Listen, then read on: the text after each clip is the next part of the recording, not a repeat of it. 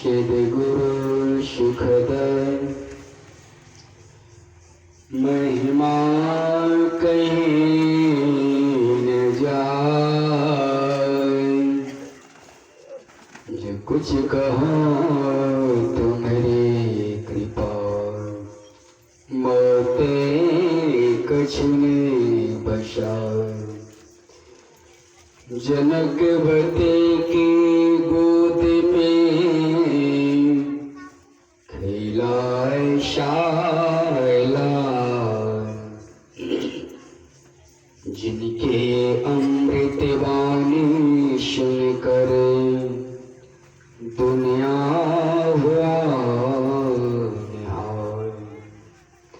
हे पवित्र भारत भूमि में अवतरित जन्मार्जिते पुण्य अर्जिते पाप रहिते दुख नशावने पतित पावने देव नदी गंगा की गोद में त्रैलोक गमन।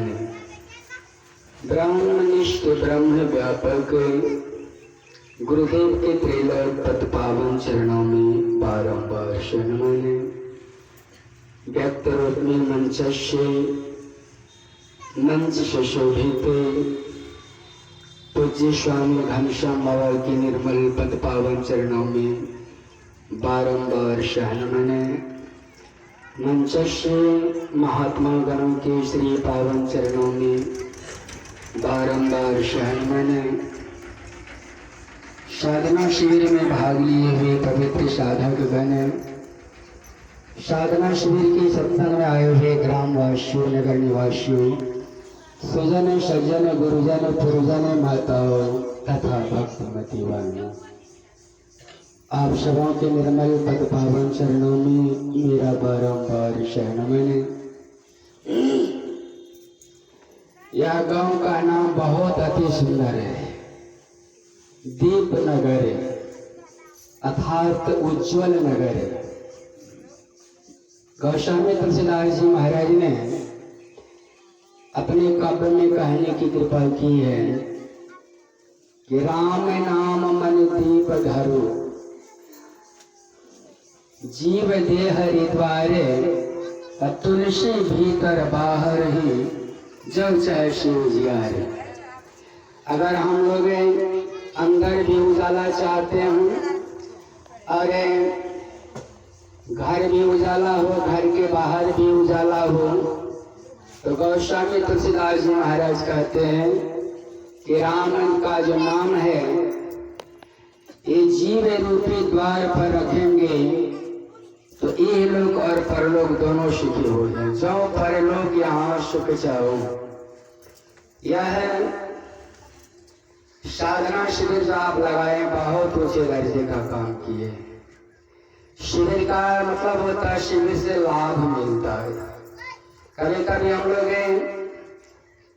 जिला के लेवल में देखते हैं कि शिविर लगाए जाते हैं, कभी कभी प्रखंड के लेवल में शिविर लगाए जाते हैं, कभी कभी पंचायत के लेवल में शिविर लगाए जाते हैं। लेकिन वह हमारे राज्य स्तर में, जिला स्तर में, प्रखंड स्तर में, पंचायत के स्तर में जो शिविर लगाए जाते हैं उनमें शर्त है। अगर आंख का शिविर लगता है तो सिर्फ जो आंख से हीन है, कमजोर है, वही वहां जा सकते हैं। जब कभी कभार शिक्षा की शिविर लगता है तो वहाँ अनपढ़ को लाभ नहीं मिलता है। मिलता है? नहीं मिलता है। लेकिन आप लोगों ने जो शिविर लगाए हैं यहाँ सब कोई आते हैं, सबों को लाभ मिलता है। ये ऐसा शिविर है, इसमें चाहे वह किसी जाति के हैं, किसी कौम के हैं, किसी मजहब के हैं, गरीब हैं, अमीर हैं, या कितने हमारे माँ बहन जो ऐसे हैं जो गद्दे पर सोने वाले हैं, सोफा सेट में बैठने वाले हैं। लेकिन इस शिविर में ये नहीं फर्क मिलता है कि आप बड़े हैं तो आप उधर जाइए, हम छोटे हैं तो हमारे लिए थोड़ा निकृष्ट, ऐसी बात नहीं है। सबों का सम्मान मिलता है। इतना इसमें लाभ मिलता है। तो पाठ के क्रम में अभी हम लोग सुन रहे थे रामचरितमानस की पाठ। रामचरितमानस हमारे एक हिंदू धर्म के बहुत पवित्र ग्रंथ है और इससे बहुत तरह के ज्ञान मिलता है। सामाजिक ज्ञान मिलता है, पारिवारिक ज्ञान मिलता है, राजनीतिक का ज्ञान मिलता है, समाज में किस तरह से रहना चाहिए, परिवार में किस तरह से रहना चाहिए। ये रामचरितमानस से हम लोगों को एक सीख मिलता है। उसी सीख के क्रम में अभी हम लोग सुन रहे थे। भगवान श्री राम और सुग्रीव से मित्रता हुई। सुग्रीव को आने में विलंब हो गया। भगवान श्री राम त्रिमुख पर्वत पर हैं। वर्षा विगत शरद ऋतु आए, देखो लक्ष्मण परम सुहाए।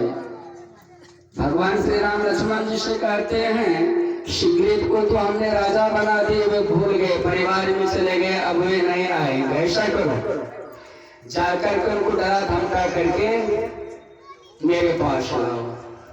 सुग्रीव के घर लक्ष्मण जी जाते हैं, उनको डरा धमका करे भगवान राम के शरणागत करते हैं।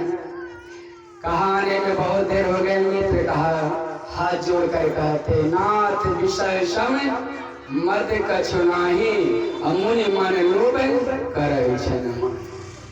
फिर उसके बाद सुग्रीव जी सारे बांधवी सेनाओं को लेकर लंका को पार जाने के लिए समुद्र के किनारे सब कोई झक मार के ऐसे बैठे। जाना है उस पार, लेकिन समुद्र बहुत लंबा चौड़ा है, कैसे जाएंगे।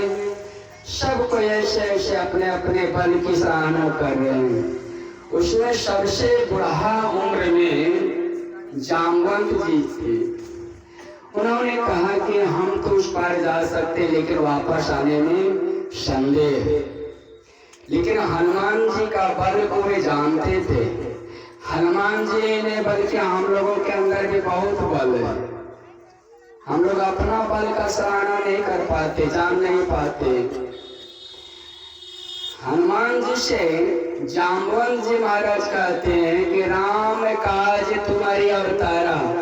क्या कहते हैं कि तुम्हारा जो जन्म हुआ है राम के कार्य के लिए। हम लोगों का जन्म किसके लिए, बेटा बेटी के लिए नहीं, नहीं, हम लोगों का भी जो कर्म है दे धरे करिया पलवाई। हनुमान जी से जामवंत कहते हैं कि राम काज तुम्हारी अवतारा, सुनत पवन सुत पर्वतकार। पर्वताकार हो गया, हाथ जोड़ लेते हैं। बांद्री सेनाओं के सामने हाथ जोड़कर कहते हैं कि आज्ञा पाऊ लंका ले आऊं, रावण सहित परिवारी। सुग्रीव जी महाराज कहते हैं ऐसा नहीं करना है। करना क्या है कि माता सीता की सुधि को लाना है। ठीक उसी तरह हम लोगों को भी गुरु महाराज भेद बता दिए। गुरु दयाल दया करी। जो भेद जामवंत जी ने हनुमान जी को बताए, वही भेद हम लोगों को भी गुरु महाराज बताए। क्या बताए, रोज हम लोग पाठ करते हैं। गुरु दयाल दया करी दिए भेद बताए।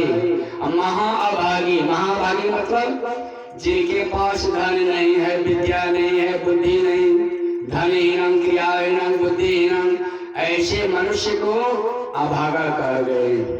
लेकिन गुरु महाराज कहते घबराने की बात नहीं। गुरु दयाल दया करी दिए भेद बताए, महाअभागी जीव को दिए भाग जगाई।